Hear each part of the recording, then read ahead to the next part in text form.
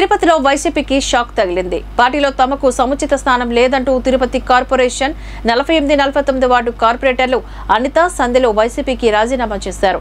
తిరుపతిలో ఏర్పాట్లు చేసిన మీడియా సమావేశంలో మాట్లాడుతూ ఎమ్మెల్యేగా భూమన గెలుపు కోసం కష్టించి పనిచేశామని, తిరుపతిలో భూ కబ్జాలు రాజ్యమేలుతున్నాయని మండిపడ్డారు.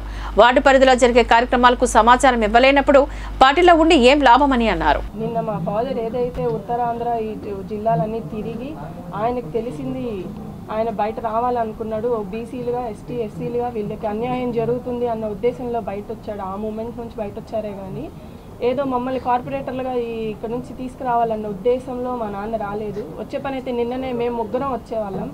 ఏదైతే నిన్న మాట్లాడారో దానికి మన పార్టీ వాళ్ళు ఎవరు కానీ లోకల్ ఎమ్మెల్యేని ఎక్కడ కామెంట్ చేయలేదు.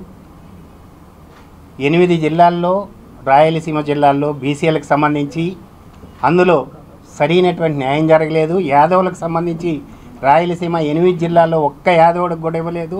ఉత్తరాంధ్ర జిల్లాల్లో 6 జిల్లాల్లో ఒక్క యాదవుడికి కూడా ఇవ్వలేదని చెప్పడం జరిగింది. ఆ తర్వాత వైజాగ్ మేయర్ విషయంలో ఉత్సవ విగ్రహంలాగా చూస్తూ ఉండడం అనేటువంటి జరుగుతూ ఉంది.